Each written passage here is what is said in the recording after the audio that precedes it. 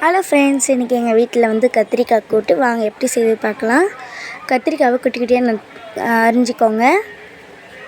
அது தண்ணியில் போட்டுக்கோங்க. முதல்ல நல்லா வாஷ் பண்ணிக்கோங்க. 4-5 வெங்காயம், 4-5 பச்சை மிளகாய் எடுத்து குட்டி குட்டியாக நறுக்கிக்கோங்க. நம்ம அரிஞ்சு வச்ச வெங்காயத்தை பச்சை மிளகாவை எடுத்து குக்கரில் போட்டுக்கோங்க.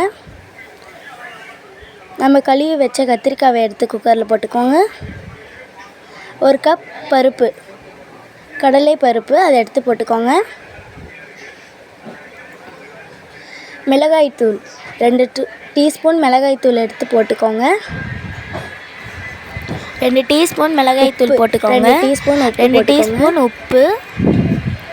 தண்ணி உங்களுக்கு சமமாக ஊற்றிக்கோங்க. அதை கிளறி விடணும். குக்கர் மூடியை போட்டு மூடி 5 விசில் வர வரைக்கும் அடுப்பில் வைக்கிறணும்.